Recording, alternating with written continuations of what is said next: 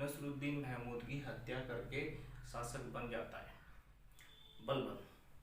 बलबन इल्तुतमिश के बाद अच्छा सुल्तान माना जाता है दिल्ली सल्तनत का, लेकिन थोड़ा सा कठोर व्यक्तित्व वाला सुल्तान है। कहते हैं, एक डायलॉग भी है, सुल्तान तो सब बनना चाहते हैं, लेकिन सुल्तान बनने के लिए इरादे और गर्दन दोनों मजबूत होनी चाहिए। ये किस का डायलॉग है, ये कमेंट बॉक्स में लिख कर बताना। ये किस फिल्म का डायलॉग है और किस सुल्तान का डायलॉग है, ठीक है। बलबन शक्तिशाली।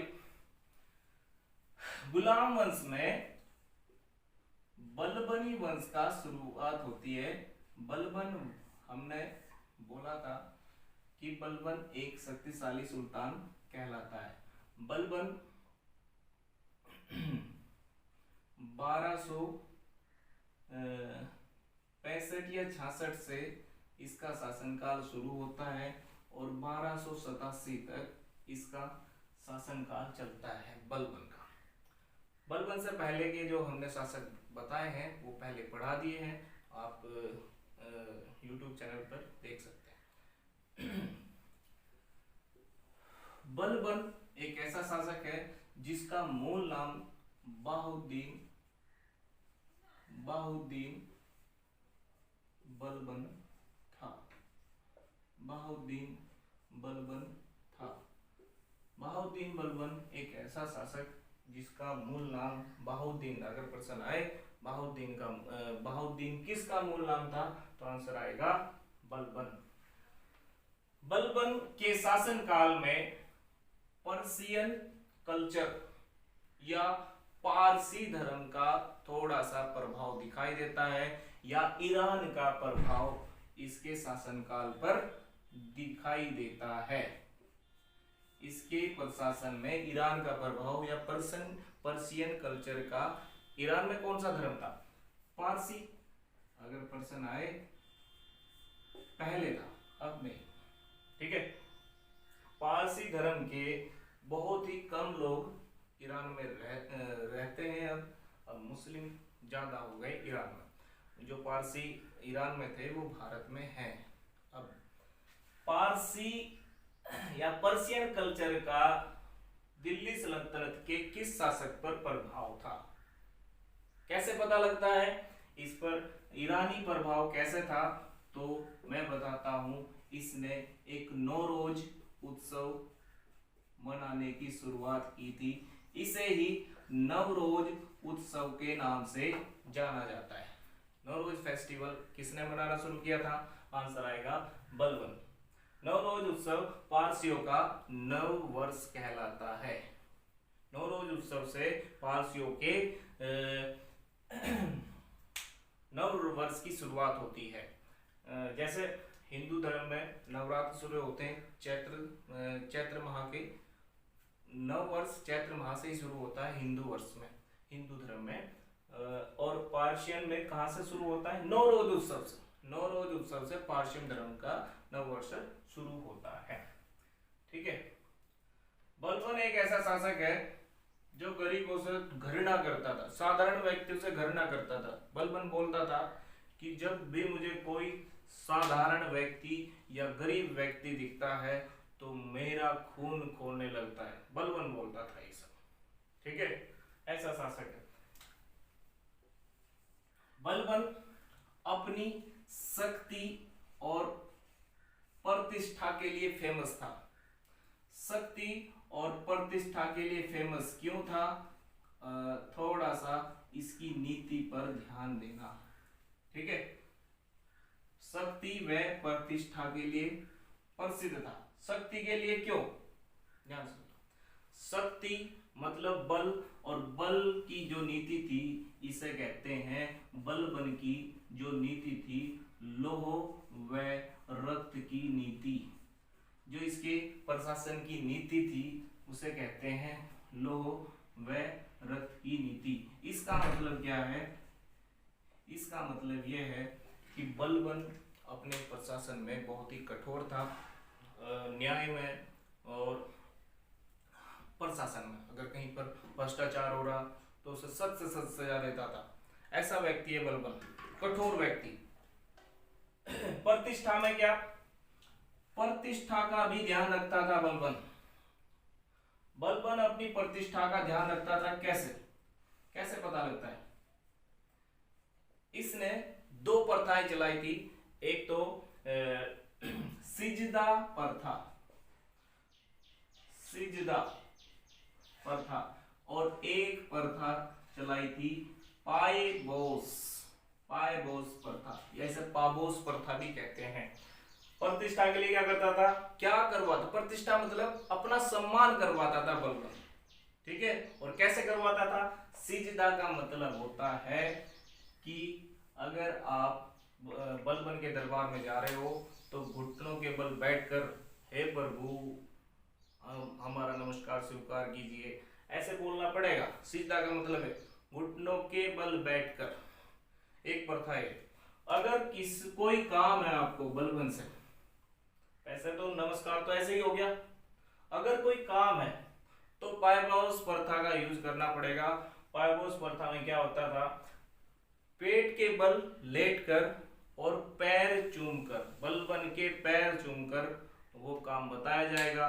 ये होती थी पायबोस प्रथा। एक सिजदा प्रथा, एक पायबोस प्रथा, ये जुड़ी हुई थी बलबन की प्रतिष्ठा से। बलबन के तीन काम, एक तो पारसी कल्चर से संबंधित है, और एक नौरोज उत्सव का चलन किया था दिल्ली सल्तनत में, और एक लोह रक्त की नीति अपनाई थी, और सिजदा और पाबोस प्रथा का प्रचलन किया था बलबन ने, ठीक है। इसके बाद कुछ इसने सिक्के चलाए थे, बलबन के सिक्के। बलबन के सिक्कों को केवल बलबनी सिक्के कहा गया है। बलबनी सिक्के मतलब बलबनी कॉइन्स। बलबनी कॉइन किसने चलाए थे? बलबन ने। सीधा सीधा बलबनी प्रकार के सिक्के किसने चलाए थे? जीतल और टका नाम के सिक्के किसने चलाए थे? कमेंट बॉक्स में बताना, ठीक है। बलबनी सिक्के किसने चलाए? बलबन ने, ठीक है। इसके बाद हम बात करते हैं बलबन के जो पुत्र थे, एक का नाम था मोहम्मद खां और एक का नाम था बुगरा खां। एक का नाम था मोहम्मद खां और एक बुगरा खां। थोड़ा सा छोटा सा पॉइंट है, बस केवल एक बात याद रखना, किस पुत्र को बलबन ने शहीद की उपाधि दी थी? शहीद कहा था, क्यों? क्योंकि मंगोल आक्रमण में मोहम्मद खां की डेथ हो गई थी, तो शहीद की उपाधि या शहीद किसे कहा था? बलबन ने मोहम्मद खां। मोहम्मद खां पश्चिमी प्रांतों का गवर्नर होता था बलबन के, और बुगरा खां पूर्वी प्रांतों का गवर्नर होता था बंगाल साइड, ठीक है। आई बात समझ में? बलबन के बाद बुगरा खां को शासक नहीं बनाया जाता, ये केवल बंगाल का गवर्नर या बंगाल पूर्वी प्रांतों का गवर्नर रहता है। इसका एक पौत्र था, नाम था केकुबाद। केकुबाद को शासक बनाया जाएगा। केकुबाद के नाम पर भी पर्शियन कल्चर का प्रभाव दिखाया जाता है। एक इसका पौत्र था केकुबाद, एक पौत्र था केखुसरो। जो इनके नाम है ना, पर्शियन कल्चर से जुड़े हुए, ठीक है। केकुबाद शासक बनेगा, लेकिन एक और याद रखना, इसके लिए पॉइंट है, बलबन ने जिले इलाही की उपाधि धारण की थी। भैया, जिले इलाही की उपाधि धारण करने वाला दिल्ली सल्तनत का सुल्तान कौन है? दिल्ली सल्तनत का सुल्तान कौन है जिसने जिले इलाही की उपाधि धारण की थी? जिले इलाही का मतलब है ईश्वर का प्रतिनिधि। बलबन मानता था कि सुल्तान ईश्वर का भेजा हुआ एक प्रतिनिधि है जो जनता के लिए भलाई के लिए भेजा जाता है। बताइए कौन सा सुल्तान अपने आप को ईश्वर का प्रतिनिधि मानता था? ईश्वर का प्रतिनिधि, तो आंसर आएगा बलबन। ओके, बलबन के बाद शासक बनेगा केकुबाद, और केकुबाद शासक बनता है। कुछ ही दिनों बाद केकुबाद की मृत्यु हो जाती है। कब से कब तक शासक रहेगा, ध्यान से सुनना जरा। 87 से 88 तक केकुबाद शासक बनता है। ठीक है, केकुबाद शासक बनता है। शायद शासक बनने के बाद केकुबाद कोई महत्वपूर्ण कार्य नहीं कर पाता, क्योंकि ये अयोग्य था, इतना महत्वपूर्ण सुल्तान नहीं था। ठीक है, केकुबाद के बाद शासक बनता है केमुर्स। केमुर्स होता था बलबन का परपोत्र। केकुबाद पोता था बलबन का, फिर उसका पुत्र केमुर्स शासक बनता है, और ये कब बनता है, 1288 के आसपास।